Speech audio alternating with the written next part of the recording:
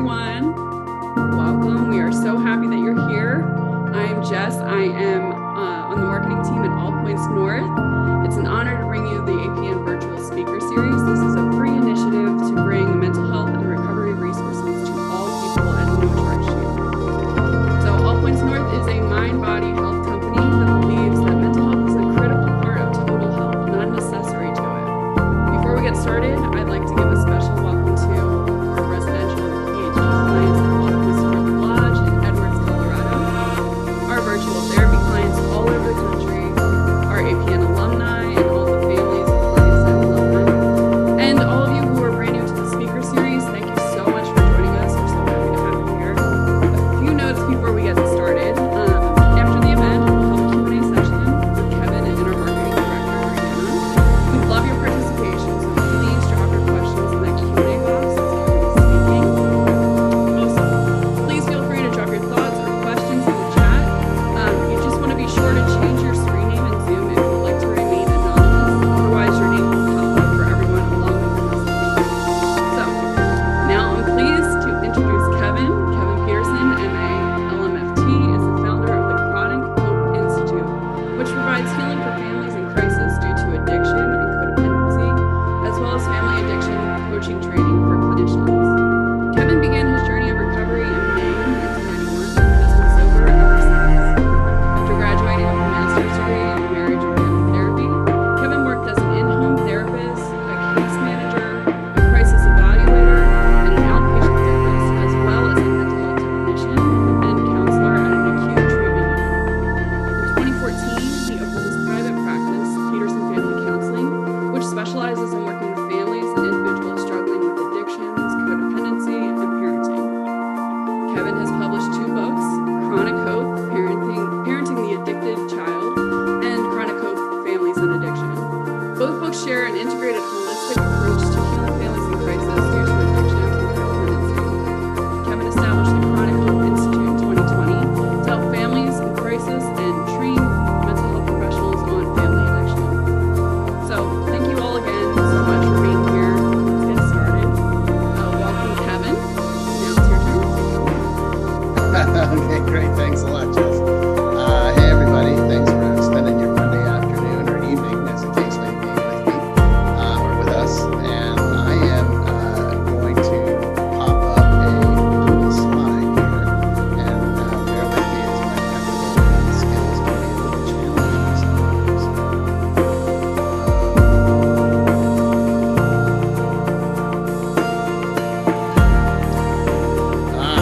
Okay. I'm going to sort of roll through this and there it goes. Look at that. Okay. I feel like I'm in business now. And happy to answer questions. Happy to answer personal questions, professional questions, whatever works. I try to be as open of this book as humanly possible. So my name's Kevin Petersen. I have a master's, obviously, in marriage and family therapy, and I'm a licensed marriage and family therapist in the state of Colorado and in the state of Florida, which is actually where I reside right now. I live in Jacksonville Beach, Florida. My education, my professional education, which I always think is important to sort of share with people, is that I went to Regis and I graduated with a master's in marriage and family therapy in 2011. And I also stuck around and got a certificate in child and adolescent counseling, which literally taught me that I don't like working with kids. I love kids and I love being with kids and adolescents and teens. I just have I'm not a good therapist for them. And then I went to the University of Southern California. I got a degree in economics. I started in 1982 and I graduated in 1994. And that's a long story. And we'll talk about that probably through this process. And like we talked about earlier, I started Petersen Family Counseling in 2014. I started the Family Recovery Program in 2015. It was a 2-day program that I sold into 4 different treatment centers.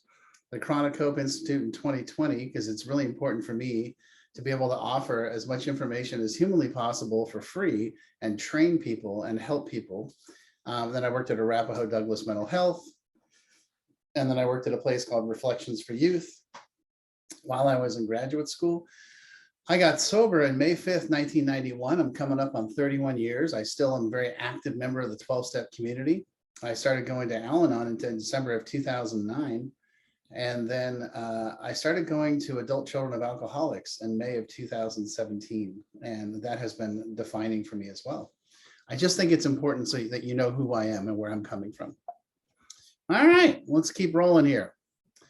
I grew up in a house of addiction. And by that, what I mean is my mother was a prescription drug addict. We had a house of chaos, crisis, drama, and confusion on the inside. On the outside, I grew up in Palo Alto, California, and my dad was very successful and did very well. We had all the accoutrements of sort of what you would think is a very well-off life on the outside. And we worked very, very, very, very hard on presenting that image out but on the inside, it was just chaos. It was insane. My mom had migraines almost every day. And my sister and I were taught at an early age to cover for her, to take care of her, to solve problems, to lie to people on the phone. And that was just an inherent way of how I was raised. Started using drugs and alcohol when I was 13 in the Boy Scouts of America. And then I started, like I said, I started at USC in 1982. And I faked my graduation from there in 1988. I had been going to college for 6 years. I hadn't actually been going for 6 years, but I was living down there. And my parents kind of got tired of the whole situation. So they circled the wagons in the fall of 1990 and said, "What's the story? You said you graduated." We went to a ceremony and, we don't see a diploma. We don't see anything. And it kind of called me out and that's what got me sober. And so I started going, like I said, to recovery in May of 1991. I actually went back to USC and graduated in 1994. And then I graduated from Regis in 2011. All right, so let's talk about the stages that families go through that when they have someone who's in active addiction in their home. And the first process is what I call the triage phase. And what that really means is my typical first phone call is that I get the family's in crisis. And what we're looking to do, what we want to create for them is a plan of action. And, they want to tell me the story about their loved one, whether it's their child, their adult child, their teenage child, their spouse, their parent, their brother, their sister, their coworker.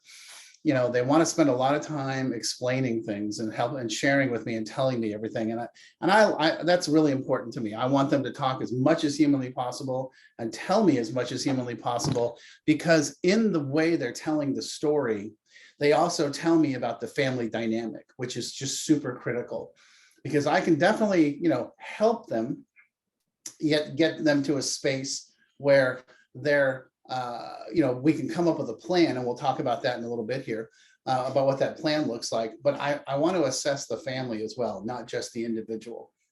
So, then I always ask them to make an appointment. I always tell people, don't try to fix everything in one shot, and we go from there. So when I'm working with these families, one of the things I always tell people that there are three kinds of people when it comes to drugs and alcohol. And it helps them define what they're dealing with and helps them understand. The first one is what we call a social user, and they can take it or leave it. They can have one drink or get a little bit high, and then they can stop or moderate. And it's when they start to feel a little goofy, or they know that they have something important to do tomorrow, or maybe they have to drive, or they have to get back to the kids, or get back to the house, or back to work, and they can have a beer, a glass of wine, and just be like, "I'm good," and that's it. I'm going to stop. And when that's amazing to me. I was never able to do that. I never understood that. I never understood the reasoning behind it.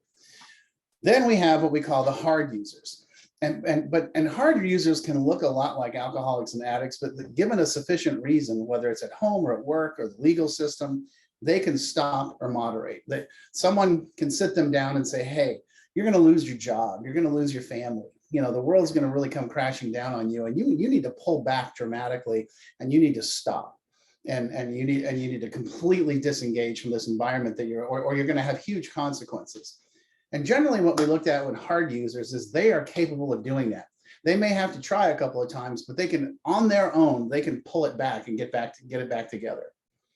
But now let's talk about the addict and the alcoholic. They cannot regulate or stop on their own, no matter what the consequences. And the thing there is that the addicts and the alcoholics will tell you they're going to do everything in their power to stop. They're going to try. They're going to do everything they can to knock it off.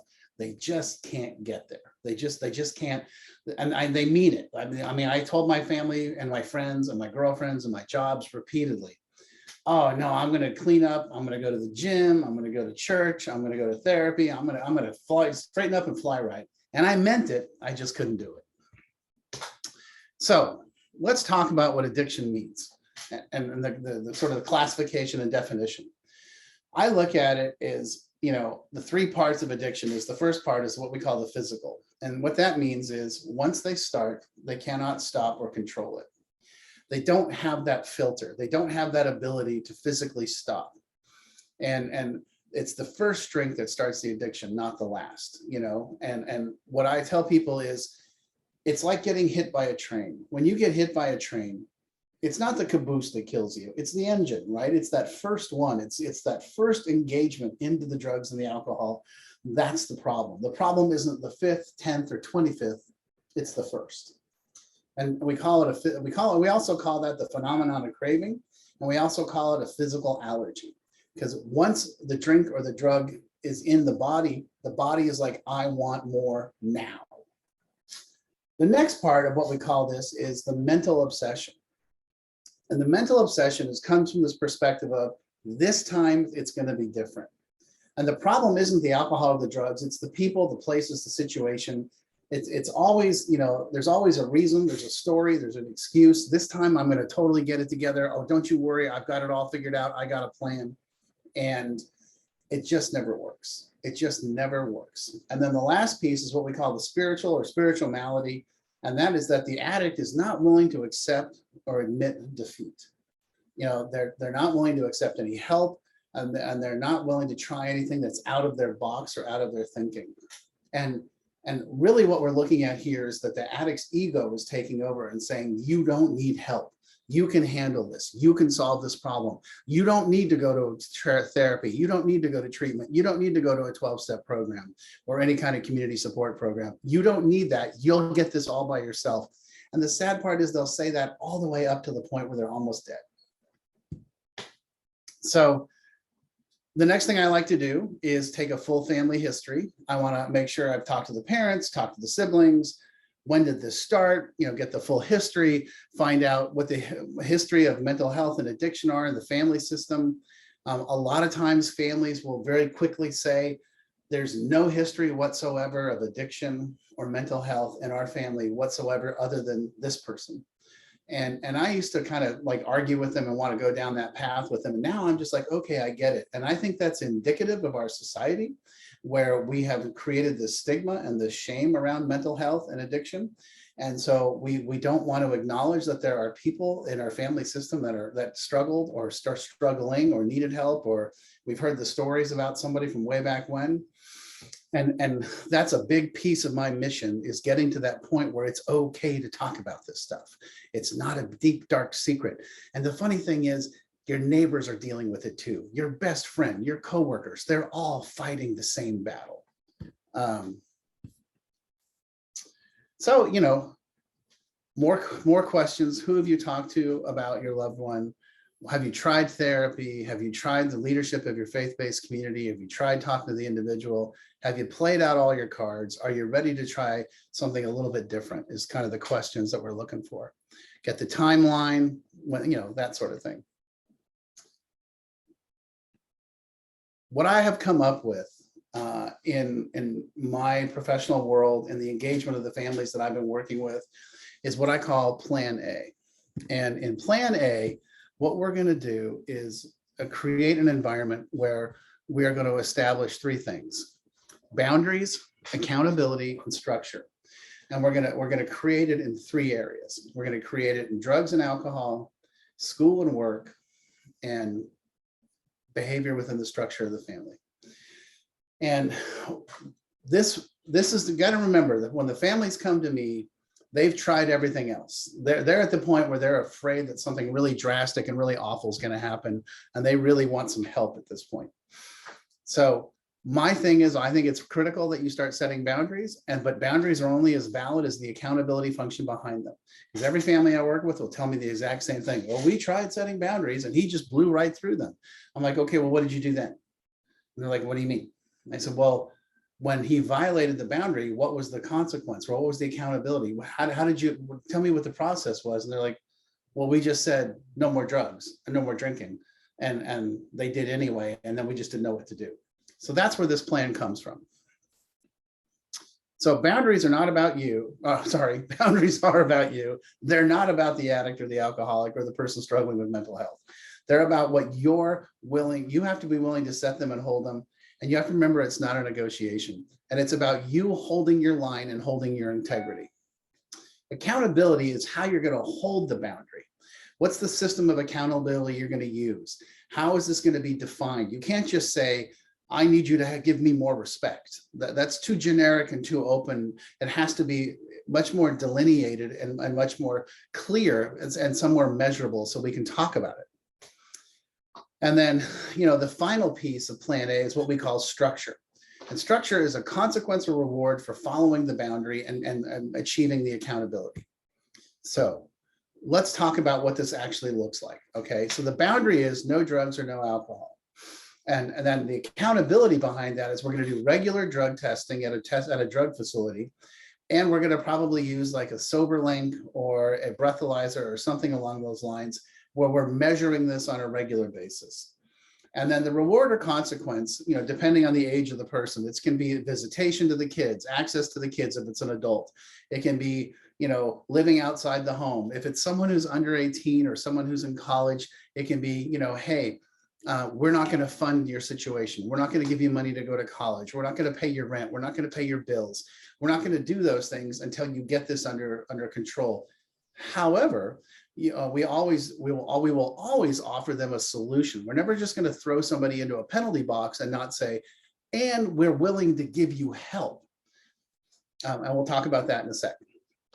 So the next boundary is work or school. So if it's someone who's still living under your roof, or even though they're high school or college or even past that, we're going to talk about what that's going to look like. And so what we're going to say is, you got to go to school, you got to go to work, you got to do some combination of the two. If you're going to live at home, you got to help pay the bills, you got to help pay for the rent, you got to help pay for the food, or you got to go to school part-time or full-time, which again, if we can help you, we'll help you.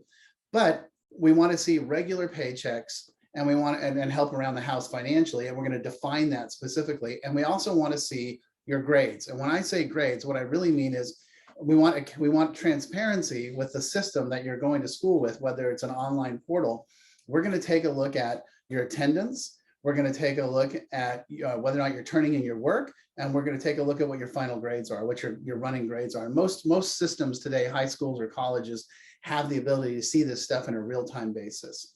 So that's the accountability function. And then the last piece is, the reward or consequences. Again, if you're not going to participate in these things, then, if you're not going to go to work, or not going to go to school or some combination of the two, that's cool. We'll respect your choice, but you're not living here and we're not funding it. So you better go get a job. You better go find a place to live. You better get on your own 2 feet. And then the last piece is the household duties and acceptable behaviors. We're going to call that, behavior within the structure of the family. What we're going to do is have a weekly family meeting, and we're going to review. I always tell people to pick the top 5 things, like, clean up around the house. There's a curfew, no yelling, no hitting, no swearing, just basic stuff, and make it real clear and concise so that people can understand where you're coming from and why. And then I always think it's important to have a weekly family meeting where all of this stuff is reviewed. Let's take a look at the drug test. I don't think you should be checking their grades and everything every day. I think you should do it once a week together as a family. Let's say, hey, let's log in and see where we're at, because that's going to determine what's going to happen. And then the reward and consequence is access to the internet, phone, car, et cetera, the benefits of being a member of the family, basically. So it's all about accountability and transparency. And the other big piece of that is consistency, is getting the family on board to understanding that they're going to participate in this process as well. So getting started, you got to work with the family case manager to set the boundaries, make them realistic, lead by example. Never ask your loved one to do something that you're not willing to do.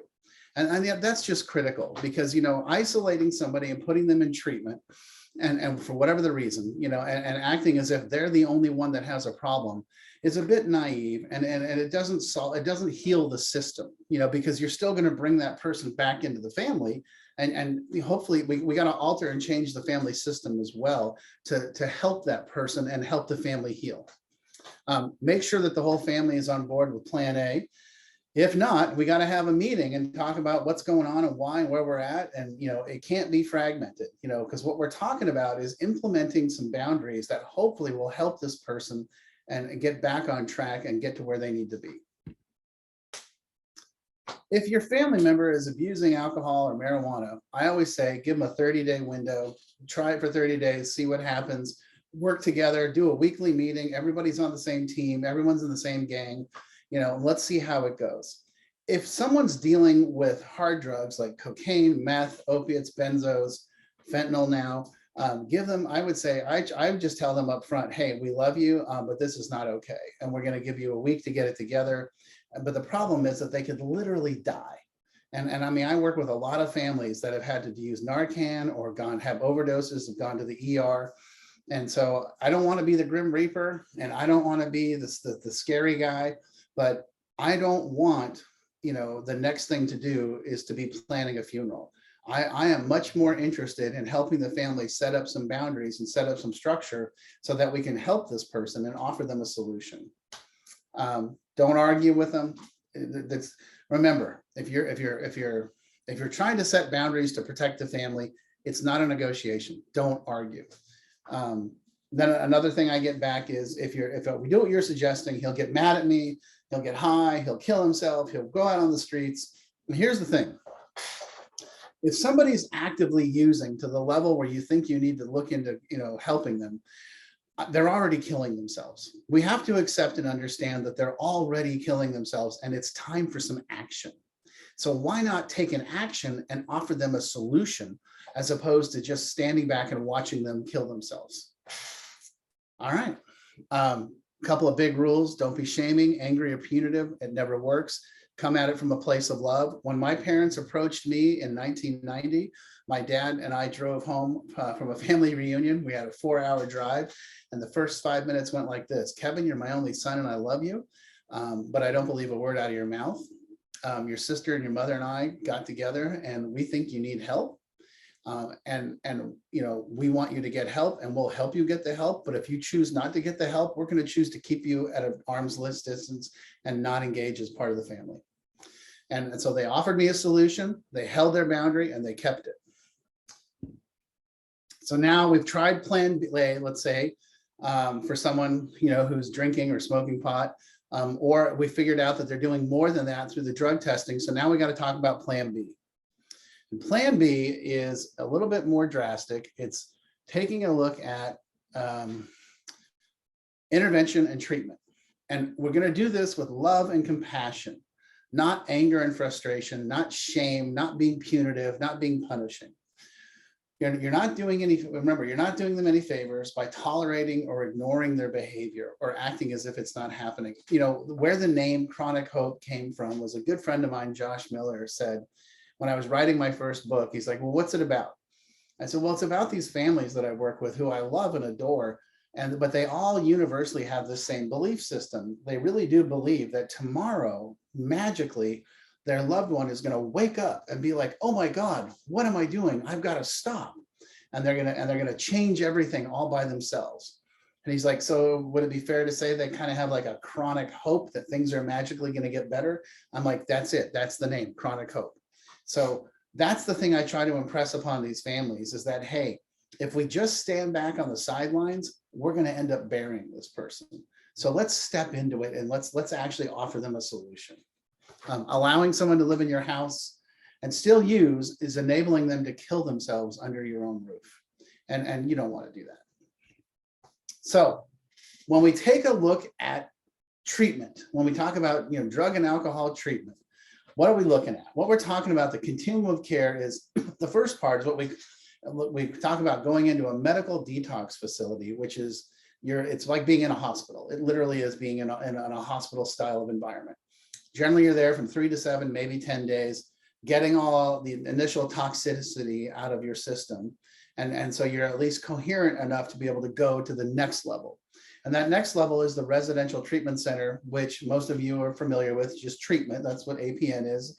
And that can be anywhere traditionally from 14 to 28 days.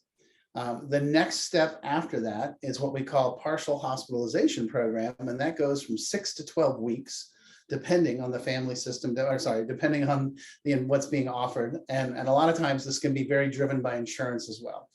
And then partial hospitalization is about 20 hours a week of programming.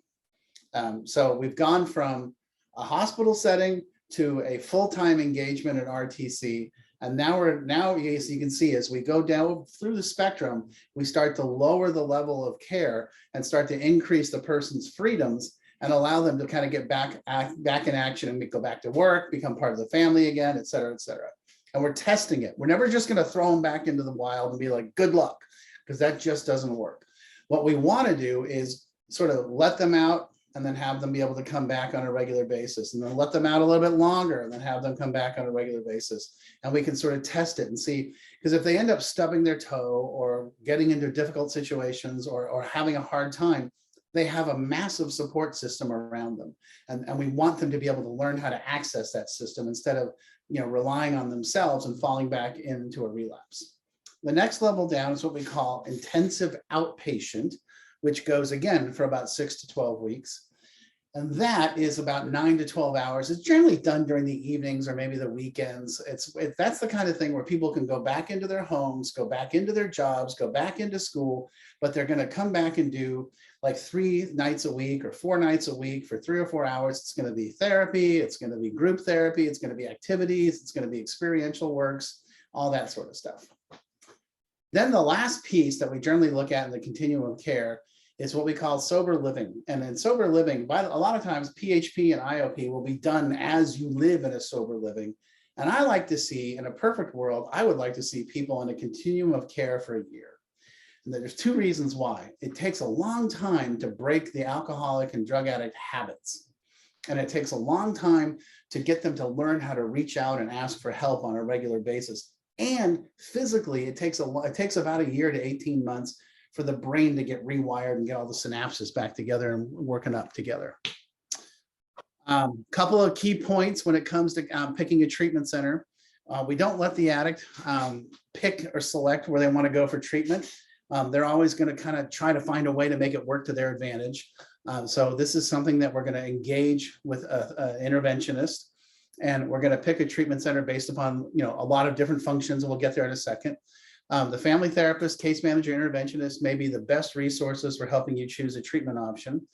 Don't be afraid to ask to speak with other families that have been through the process before you.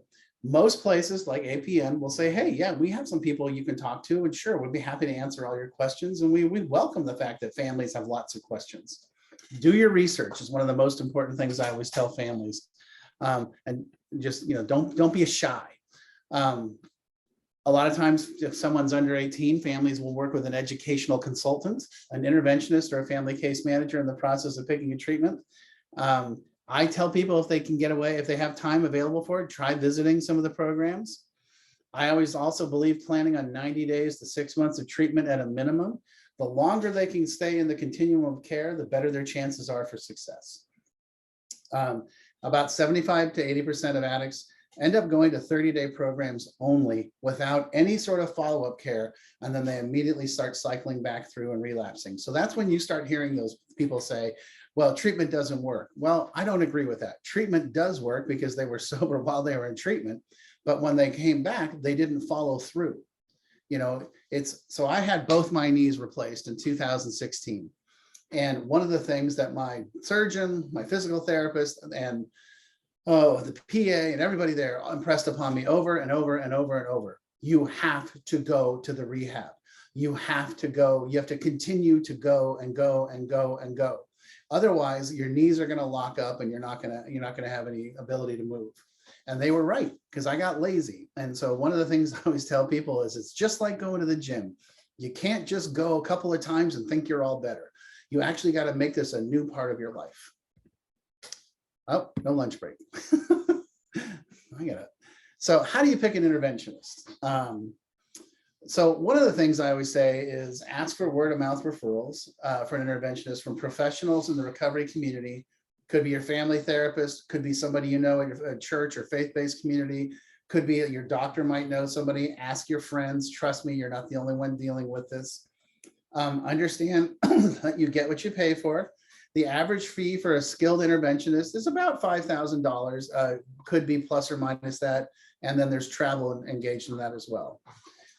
What I always tell families is call the interventionist. It's free to make the phone call and ask them how they work, what's their system, or what's the process. And they will walk you through the entire concept of what they do and how they do it. And I always try to give families a couple of different referrals so they have a couple of different people to talk to. And I think that's just critical. And a lot of times, some of the best interventionists often work in teams and will bring a couple of people with them. So the next thing is to take stock about what's going on, if there's any special considerations for your loved one. And do I need to stop, Anna, or someone? Nope, keep on going. Okay, sorry. Okay, I heard a doorbell. Okay. So the next step is to take stock of what's going on. If the addict is female and has a history of trauma, for example, I prefer to use facilities that are maybe gender specific, that are super trauma informed, because you don't want to be re-traumatizing. When you take someone into treatment and remove all the drugs and the alcohol that they're using to numb themselves, they're going to start to get all very emotional and have lots of feelings and become very, hypersensitive. So we want to find a place that engages with that and understands that, another consideration is that, in state or out of state. And obviously I'm a big fan of removing someone from their environment and putting them into a place where people can't come get them, and they can't walk out the door and have one of their buddies come get them and pick them up, where they actually have to dig in and focus. We've also, gender specific is very critical. How trauma informed are they?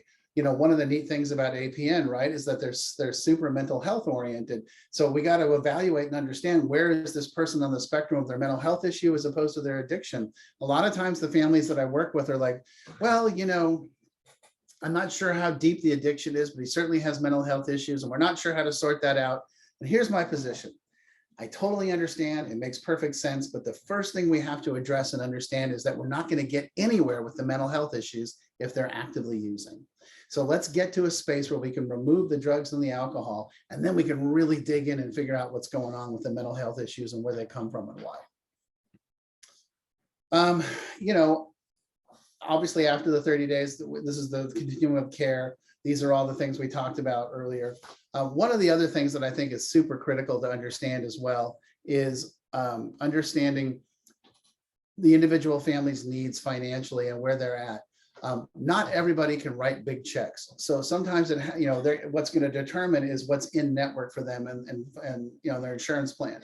So it's about learning how to, you can't. One of the things that I see people in my industry do is kind of bully families into spending money that they just don't have. And I don't think that's fair. I think it's really despicable. And so what I always try to do is offer them, I'll say, look, these are the places that are in network. They're great places. They offer a fantastic gig. If you're interested, here are some places that are out of network. It's going to cost more, but they may have some things that might be more appealing to you. But the other ones are they're okay. There's nothing wrong with them. So I think it's just critical. If the family has resources, I'm always a fan of 90-day inpatient models. They actually combine inpatient PHP and IOP all in that 90-day engagement. The longer we keep them engaged in treatment, the better the success we have. The statistics are just real clear and concise. While the person's in treatment, we look to, one of the most important things for me when I recommend someone to treatment is that there are weekly meetings where the family is engaged back with me, discussing their feelings, asking questions. I don't understand what's going on. Tell me what this is. They're calling me talking about this. The treatment center is talking about this. The therapist said that. And I just love answering all those questions. And, I always tell the family, look, your loved one's in treatment, and my job is to help you sort of do your own in-home treatment process while they're away. I always want them to seek family support groups and resources. And I think it's critical for me. My job is to help them understand and assess the family dynamic. One of the things I always tell people, I have this analogy that I like to use is, when a company is struggling, you address the management team first and then the employees, not the other way around. So when you have a family that's got somebody who's struggling with addiction or mental health issues, and it's tearing the family apart, yes, we want to get that person help, but we also want to come back into the family, and we want to start with the top down and help the family rearrange the way they're doing business, because that person is a function of the family system. So what we're really saying is that to have success, the entire family is going to have to change, not just the individual.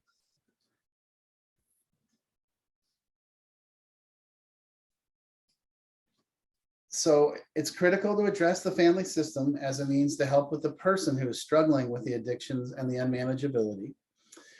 One of the things that the families, then a lot of the parents I work with always come back with me is that, I feel so guilty. I feel responsible. This is my fault. How did I do this? What did I do wrong? And I always try to tell them, you're not responsible for your family members' actions or addiction, but you are responsible for how you respond to it. And then the next question is, well, what's the one thing I can do to help my loved one while they're in treatment? I'm like, get into your own recovery.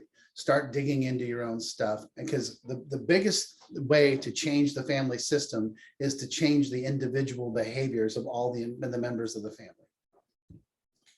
So now what we're talking about is some of my favorite stuff. It's codependency. We're talking about a family system that has been struggling with addiction and mental health issues. And I guarantee you it's probably gone back generationally.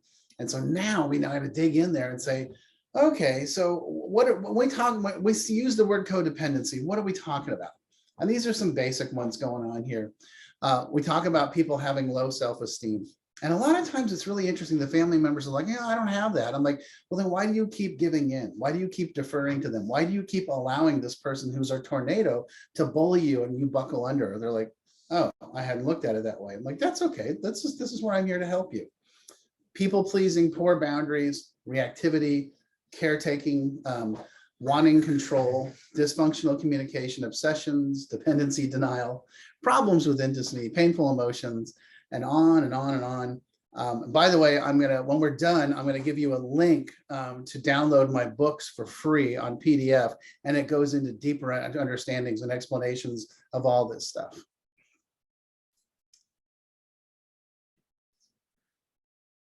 And I don't want to spend a whole ton of time breaking down each one of these things.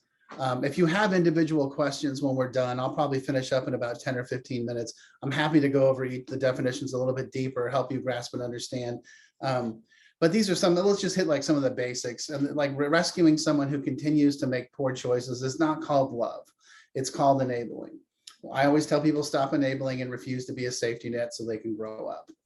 One of the things the families I work with always say is, I don't understand. He's 30 years old and he can't do his own laundry or make his own bed. And I'm like, well, why should he? You keep doing it for him. You want to give, necessity is the mother of invention. You want him to learn how to solve his problems. Stop solving them for him. Make him do it himself. But then he won't do it himself. I'm like, well, but that's how he's going to have to learn. He's going to have some consequences of his inaction. People pleasing is a big piece of the family systems like this, and what we're really talking about is not wanting to get into conflict with anyone, not wanting to upset things, not wanting to, to disagree with anybody, because you figure if everybody just gets along, everything's okay. And a lot of this is learned early on as a child. When your parents come and they're angry and they're mad, or maybe one of your parents has had a problem with drugs or alcohol, you learn to be super quiet and hide in the corner and only say yes, and like make sure the house is clean and make sure everything's perfect. That's what it was like in my house. We learned early on that when mom was in a mood, which was almost every day, it was our job to make sure everything was okay and everything was perfect and everything was beautiful. And otherwise, there was going to be hell to pay. Passive aggressive is about being conflict avoidant on one side and then also sabotaging the person on the other side. Oops. Huh. Now it's not working. Oh, denial. Here's a good one. Isn't everyone who's a parent somewhat codependent? Yeah, absolutely. I raised 2 stepchildren for 7 years, from ages 3 to 10 and 2 to 9. And yeah, sure, I get it. There's times when you have to be on top of things 24/7. You have to be the parent solving the problem constantly and standing over them because they're not capable of doing it themselves. But so your level of involvement as a parent when they're young is up here. But as they get older, they need to take over. And one of the things, one of my favorite statements for families is, ask yourself, is this something they are capable of doing for themselves? Are they capable of solving this problem themselves? And if they are, then stand back and let them do it. And now, then the next thing that people always say is, well, but they won't. I said, well, I didn't say, will they? I said, are they capable? If they're capable, we want them to start engaging and dealing with it now.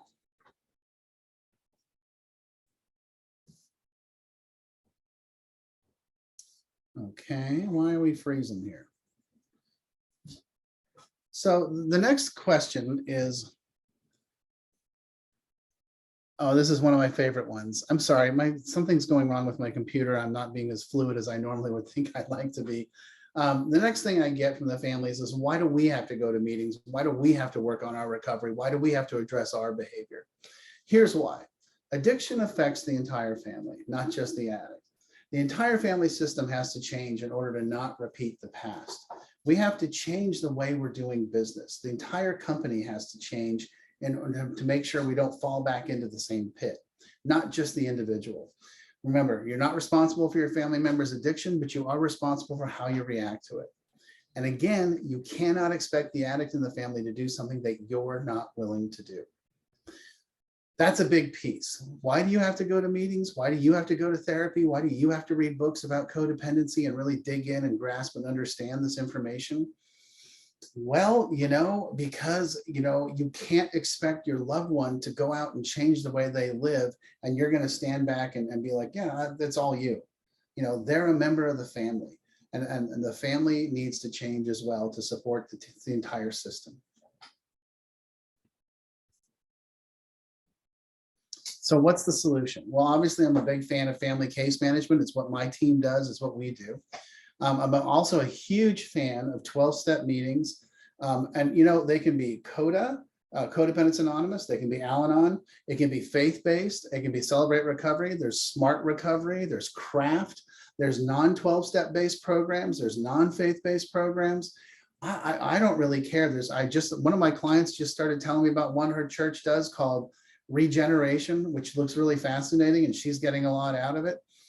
I would tell you that I am a big fan of people engaging in a community of people fighting the same battle.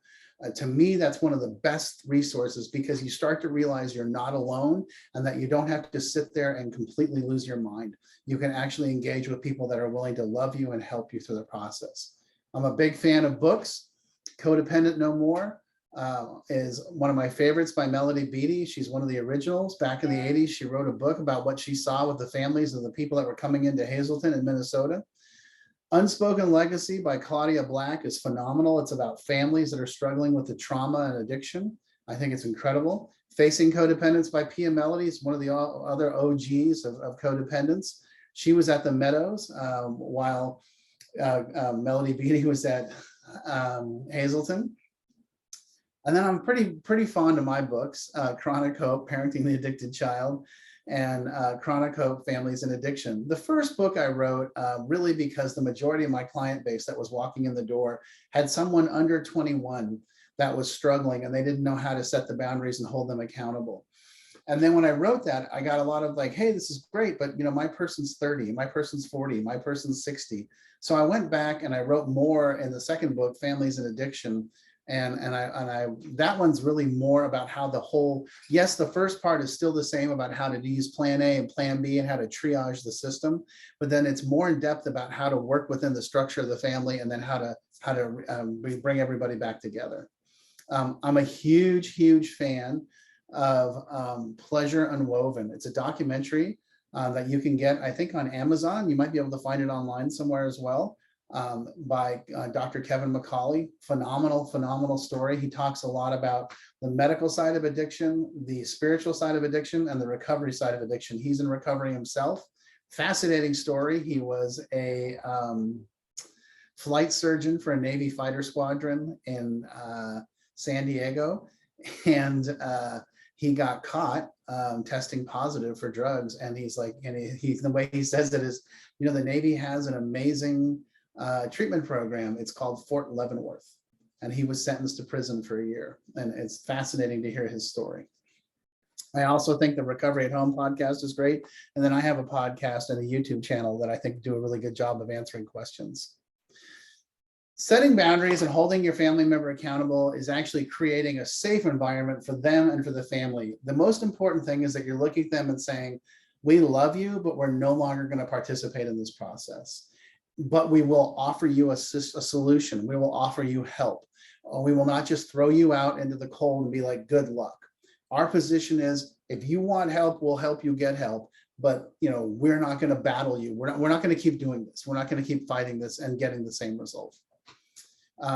If the addict is a teen, it's critical for both parents to agree on the boundaries, accountability, and the consequences or rewards, especially if it's a split home. If they're divorced, we got to make sure everybody's on the same team, same page. For the addict to change, the entire family has to be willing to change. And again, I know I repeat myself, you're not responsible for your family member's addiction, but you are responsible for how you respond to it. And that's just critical. Codependency is a common concurrent theme in families with addiction. I always say codependency and addiction are like peanut butter and jelly. They just go together, just naturally go together. And it easily becomes an issue for all the family members. And all the family members play different roles. Everybody does some things a little bit differently. Some people are angry, some people are passive, some people are passive aggressive, some people are people pleasing. Everyone kind of falls into a different role, and it's okay. Let's heal that, and let's get everybody into a space where they can start being really open with one another. Some of the other family behaviors that probably get addressed during recovery include keeping secrets, blaming others, ignoring the addiction. I call that ostrich. Normalizing the addiction. Oh, well, everybody goes to jail. Doesn't everybody get arrested? What's the big deal? And then pretending as though nothing has happened. Like, oh, I don't know what you're talking about. I literally had a family that I worked with where the client was on their third DUI, and they were like 25 years old, or the second DUI. That's why they called me. And then one of the family members said, well, she got a DUI in high school. This is actually her third one. And the mom was like, well, that didn't count. But I'm like, guys, this is how the family layers things. This is how the family keeps secrets. Just because the addict is in treatment doesn't mean everything's all better and everything's fixed. That's just the first step in healing the entire family system. You can't expect your family to succeed after treatment if the family system hasn't changed. Do the work. For an addict to change, the entire family has to change. Intergenerational trauma often leads to codependency and addiction and should be treated by therapists who are experts in this area and treatment programs like APN. Hypervigilance on the part of the family members is a trauma response. So understand that the family has trauma as well, and not just trauma from this situation, but trauma from the past. So it's 5:48 out here in beautiful Florida. I'm going to stop there. I think that's kind of the next piece is about how do we reintegrate the family system, which is pretty straightforward and pretty direct. But I think that part of what the APN asked me to do was go for about 45 to 50 minutes. And that's about where I'm at. And I would love to answer questions and have a dialogue and go back and forth. By the way, I have 2 dogs in here with me. So if you hear a little snorting or anything, and I may grab them and introduce them to you as well. But I'm going to stop the screen share. But you can get my books for free at chronichope.us. There's a banner on top that says click here for the books, and it has all this information. Amazing, Kevin. Thank you so much for sharing all those things. I think I've been thinking personally a lot about codependency lately, and it's really interesting to hear kind of a more in-depth perspective on it. Have it concentrated too, because some of those books out there, they're amazing, but they are long and heavy to get through. You have to so I appreciate that. Okay, I have a few questions coming in, and for everyone who's just seeing me, I'm Anna. I'm the director of marketing. I'm happy to be here with you. So I'm going to go through a few of the questions, and we can tackle them as you see fit. Okay, so someone says, how do I handle the fear that comes with letting go of enabling and letting someone make their own mistakes, like letting them have to reach their own rock bottom? Yes, that is a great question. And I touched on it a little bit in the presentation. And here's the thing. I have a reputation of being really blunt and really direct. And so I love that question. And I'm gonna respond back to it with real straightforwardness. How is you being in charge working? You know, if you're talking about someone who's actively in their addiction, who's struggling, whose world is crashing down all around them, is it really working? I mean, that's the thing you have to ask yourself. I know it feels good to you to feel like you're in charge of everything, but is it really working? Are they getting better? Because that's now we're talking about really one of the real dynamics of a family system, right? Is that you have taken on the responsibility of keeping all the trains running on time. And what I love to say is, I'm going to take you out of the addict management business. And nothing personal, but you're not doing a very good job, you know. And I think you're a good person, but the thing is, you can't fix them. You can't solve the problem. How's that?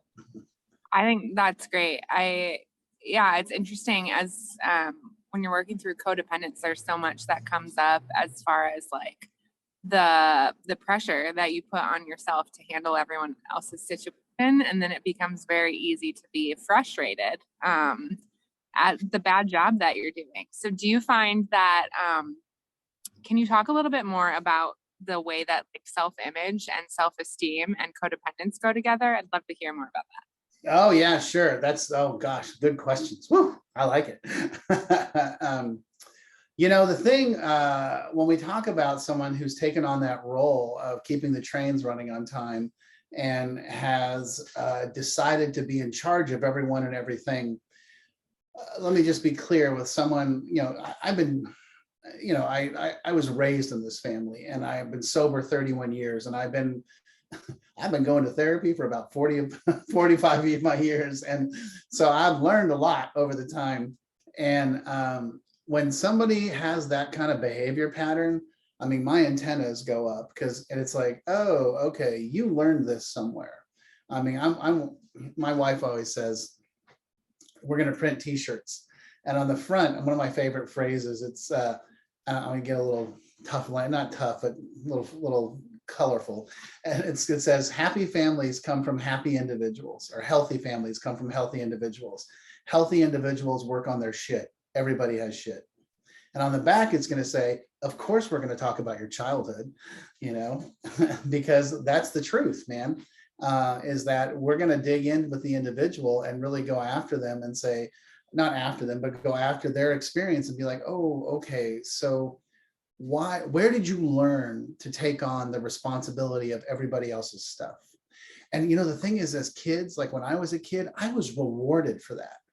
You know, that was something that was expected of me, and it was something that I was rewarded for as a child. And to be totally blunt, I worked in restaurants and stuff, and you know, and I was rewarded for being great at, you know, putting out fires and solving problems and crisis management.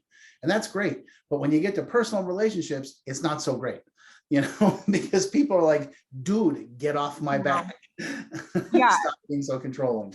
That's such a good insight, because I think a lot of times codependents, their skills that fail them in relationships, and I'll put myself in this category, our skills that fail us in relationships help us in other places, right? Those are like, they're your high achievers at work. They're people who are like in the community taking care of people. They're like really capable people, but have a lot of like, I think, personal unfulfillment or like dysfunction. I haven't really thought about that. Oh, so, well, it's always funny because I'm like, well, if we do family archetypes and everything, we're talking about the caretaker, right? Yeah. And so who does the caretaker grow up to be? Teachers, nurses, doctors, cops, firemen, therapists. Wow. Yeah, Yeah, that's great. And that's just who we are, so I mean, I always tell my colleagues in the therapy world, I'm like, everyone I know as a therapist struggles a little bit with codependency. And they're like, oh no, not me. And I'm like, sure. Mm-hmm. And yeah. Yeah. Oh, super interesting. Okay, I have another question. What can I expect my relationship with a loved one to be like if all we've ever done is enabling and we're just trying to support them now? That's a great question. And by the way, it belies or shows me, like, what can I expect? Well, I can't answer that question. I don't have a crystal ball. And that's part of that control mechanism of the codependent. It's like, well, what's going to happen? Well, I don't know. What I do know is they're going to stop using and you're going to stop controlling. And we're going to allow the opportunity for things to be totally different and just see how it goes. And, they may do it, they may not. They may be perfect, they may not, but it's not about them. This is really about you. And because here's the other thing I always tell families that blows their head open. I'm like, look, I want to be really clear. Whether they're sober or not, or whether they're getting help or not, you can still be okay. And they just kind of look at me like, what are you talking about? How is that possible? I'm like, well, I'm not saying it's not going to bug you, but I'm telling you that you can get to that space where it doesn't own you 24/7. Hold on, we have a visitor. This is Bert. So sweet. Oh my gosh. I love this. I'm very much my dog and phone calls as well. We have 3 Boston Terriers. Oh, so sweet. Yeah. Okay. Yeah, that's super good. I think there's such a difference between loving somebody and feeling responsible for their well-being. And when you feel responsible for their well-being and you're codependent, then if they're not okay, you're not okay. And there is no fixing that until you fix the codependence. And I think, and you're right, it's like, I think codependents try to solve everybody else's problems when really they need to take their focus, and this is so like counterintuitive, take their focus off other people and bring it onto themselves a little bit, right? Oh yeah, the families that I work with, I said, I can tell that you think I'm speaking like Mandarin Chinese to you. I get it. I understand. Yeah. I mean, you're asking me like, what do I do? And the response I'm giving you is like, fire truck, boiled eggs, and seashells. And you're like, what? Like, you got to trust me. And then we go back to the question that we had before. How's your way working? Well, it's not. Okay, let's try my way. Yeah. Okay, so I'm gonna wrap it up with one last question, which I think is a nice one to end on. And thank you all for tolerating the background noise and sunshine and stuff. So okay, what are some signs to look for that my family system is changing? Changing? Yeah. So like we talk about, I think I'll give some context for what I think this person is talking about. We work a lot on healing, right? And I think everybody who's watching this is either helping facilitate other people's healing or working on some healing on their own. So it's easy to think healing looks like this. You said we can't necessarily expect one certain thing to be the marker of our healing, right? But I think signs that the family system is changing. So maybe like, how do I know if I'm doing it right is the question. Well, okay. So wanting to do it right is a very codependent feature. Oh, wow. Yeah. Good point. Okay. So we're going to back away. Mm. But that's great that you brought that up, because what we're going to do, instead of trying to do it right, the most important piece, right, is that everybody start taking care of themselves. And so how are you going to notice things are different in the family structure is that you're going to just notice change altogether. People are going to start saying, no, I'm not going to do that. I hear you, and that sounds great. I'm just not interested, or and it's always funny to watch what happens, right? Well, so like when the family's like, well, where should we go to dinner? And the one person who's kind of the boss is like, we're going to get Chinese food.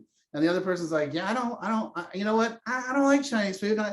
Well, you're always a problem. You're always causing problems. You're always disrupting the family system. It's like, no, I just don't want Chinese food, and that's okay. It's okay. One of the things that I had a family that they were so proud of themselves.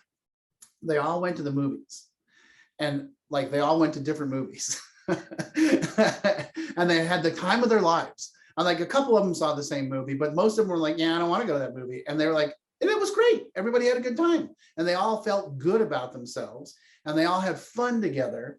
But there's not this oppressive feeling of, you have to do this, you should do this. And there's not this sort of, what's the terminology? What's the thing I'm looking for? There's not this position of, you have to behave like this. This is the expectation. You got to do this. And it's allowing people to be like, yeah, that's cool. Knock yourself out. That's all right. And great. Yeah. Love you. And we're all good.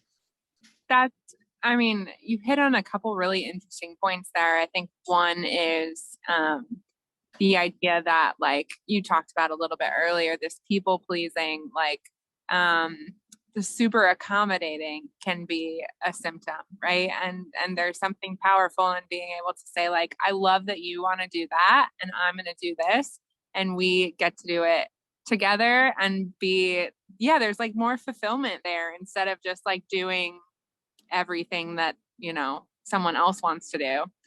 And then the second thing is, I think it's really interesting to think about that boundaries aren't always going to feel like seamless and comfortable at first, right? That people aren't going to be like, oh, you set a boundary, great job, like, I'm glad you don't want to eat Chinese food with me.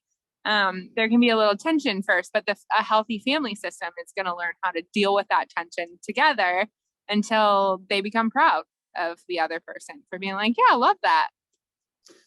Yeah, one of the things that I did with my family, my mom died in 2014 of long-term prescription drug abuse. The doctor was like, there's nothing I can do. I'm like, yeah, I know.